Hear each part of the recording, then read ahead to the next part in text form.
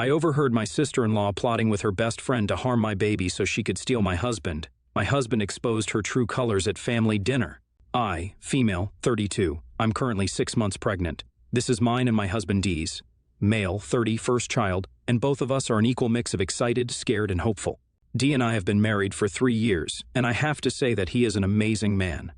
I grew up with a very distant family, focused on my performance in academics and the number of trophies I brought in, while D grew up in a big family with 2 brothers and a sister. He has a loving, warm personality that often makes him the center of attention. I mean, when we were dating and even now, I can catch girls on the street doing a double take or making eyes at him. But he shares his warmth with me and me alone, and his family also makes me feel welcome. I can confidently say that I'm probably closer to my in-laws than my actual parents right now. Since I never had any siblings either, I did also try really hard to gel with my brother-in-law, male 25, and sister-in-law, female 28. And while the brother-in-laws are very nice and think of me as their big sis, my sister-in-law was always a little distant with me. Dee says that she's just uncomfortable around me since I'm a city girl, and they grew up on a farm in Minnesota. Maybe, he suggested, she doesn't really have a lot in common with me, and that's why there's not a lot of interaction between us. That does make sense to me, so I settled into a healthy and respectful distance from my sister-in-law. We're family, but won't go out of our way to visit each other or know intimate details about each other's life. However, sometimes everyone has to get up close and personal, and these parents often organize big trips to random tourist sites as a family vacation. Since I was pregnant, we didn't go too far. I've settled in Minnesota with my hubby. We decided on visiting the capital and checking out the Cathedral of St. Paul, making it a weekend getaway. Taking an RV, we drove up to the city and settled into a lovely Airbnb as our home base. But due to a miscalculation of available rooms, Dee had to share with his 2 brothers, and I ended up being shifted to my sister-in-law's room. This was probably the most awkward setup for me, but I viewed the silver lining as a way of getting to know my sister-in-law better. In fact, she was quite nice to me and pretty decent to share a room with. However, she had one weird habit. Every time she took a phone call, she would go out of the room or sometimes ask me to leave. I assumed that she had a boyfriend or wanted to take a private call, but I glanced at her phone and noticed that someone called Bessie 3 had been calling her. Like the last 5 calls were from this number. Now, Bessie has been sister-in-law's bestie since high school, but she's also a bit of a running joke in the family. The reason being, she's unhealthfully obsessed with D. Like, she had a crush on him during high school but never grew out of it. We know about this because she often comes to the in-laws' place during parties, and every time Dee is in the room she gets flushed and starts stuttering. I'm not the jealous kind of wife, and I mean it'd be tough to be a jealous wife with the kind of attention Dee gets, so I just play off her behavior. I remember thinking back then, it might be a part of the reason sister-in-law doesn't really interact with me, because Bessie so desperately wants to take my place. She must be stuck between a rock and a hard place. Teasing her gently, I asked her if her friend was calling to ask about Dee and when my divorce was going to happen. She laughed awkwardly and changed the topic, but something in her look was off. It's almost as if I had stumbled upon some big secret.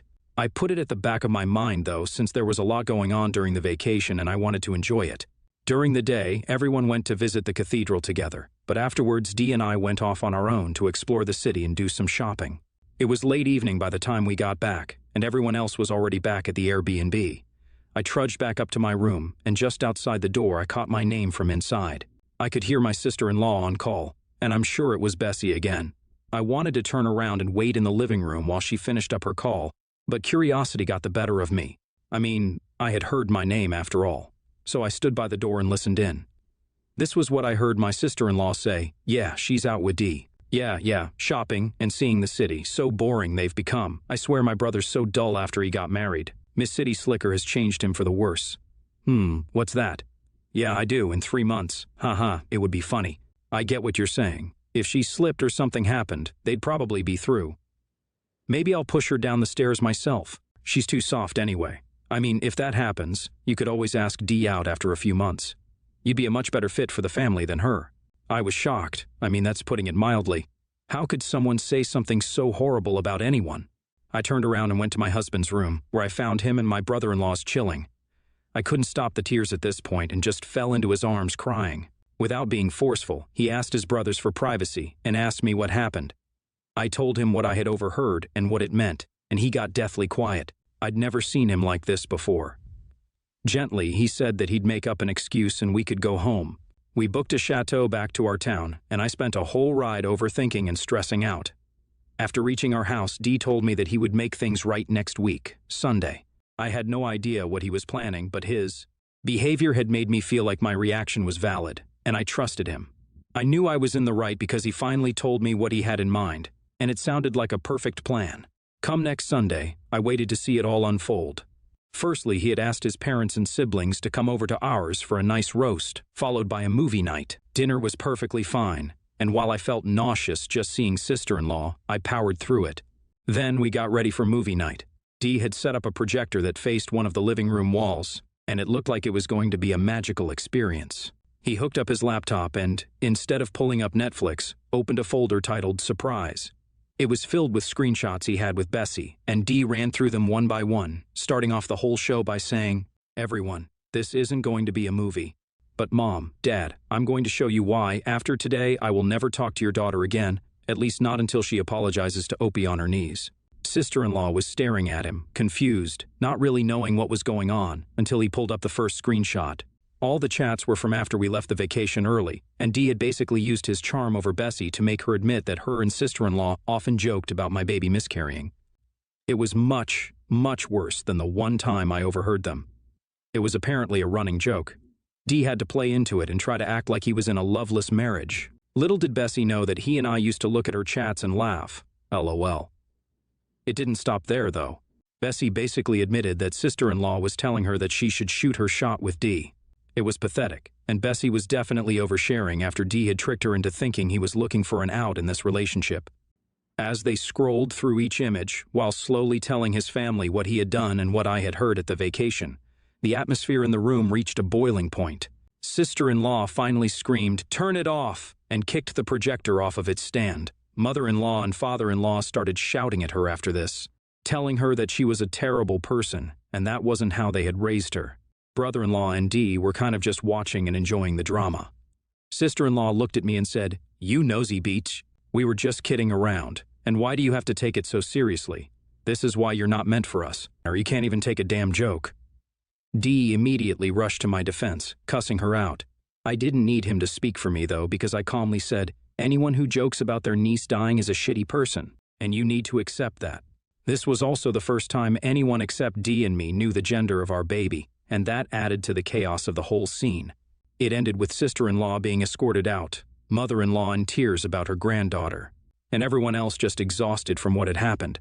That Sunday dinner had led to a lot of tension in the family, and sister-in-law has basically lied to the entire extended family about Dee and me ganging up on her, leading to even more of a war zone on the family GC. It's adding a lot of tension to our lives right now, and I'm thinking about what sister-in-law said about being too sensitive. Should I just have let it slide?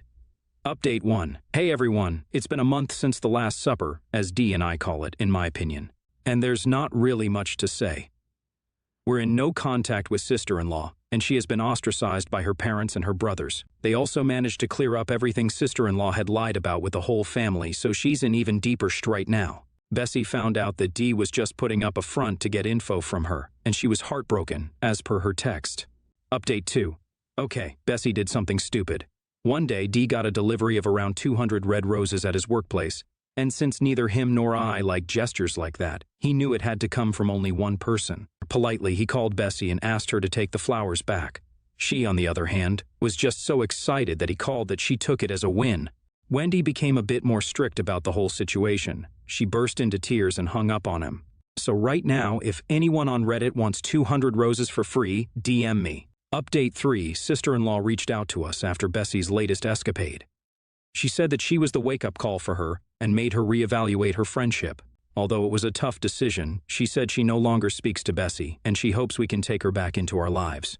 However, she still thinks that it was okay to joke around like that, and her only problem was that Bessie took it too far and actually tried to steal Dee from me. While Dee did genuinely consider this, I said that I need her to genuinely understand why those comments aren't okay, even as a joke, before we could move forward. However, I do think she is remorseful, and with time we'll get there. I also wanted to apologize to the extended family for lying.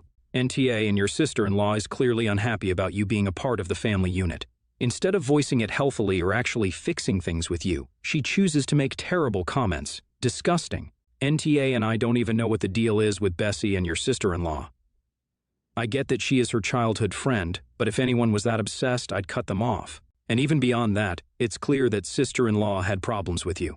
I'd resolve it before letting her back in your life. Next story. I've been married to Stella for 7 years now. Together, we have 5 children, daughters from my previous relationship, Kyra, 11, and May, 7. A son and daughter from Stella, Brianna, 13, and Jaden, 8, and a son together, Lucas, 2. My 2 are 50-50 custody, while my stepchildren only see their bio father every second weekend. My wife and I agreed to split finances and have mostly kept them separate, aside from a joint account for essentials, bills, groceries, house, etc.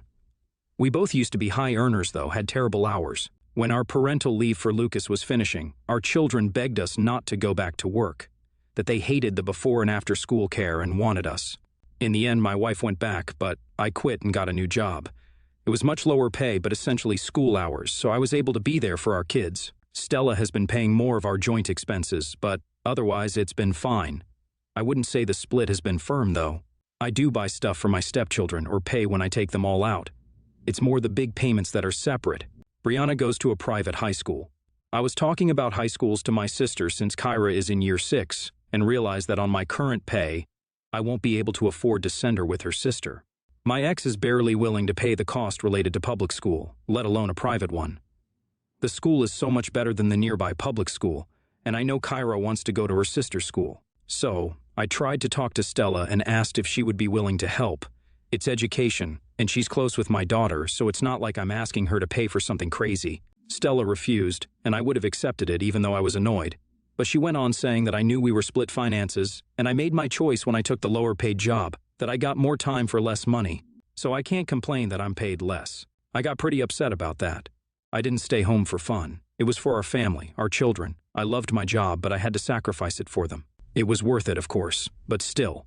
Stella basically said it was my decision, so tough luck that she's not going to finance me. I got angry with that and told her that she knew the consequences of her job, so she can deal with her children then.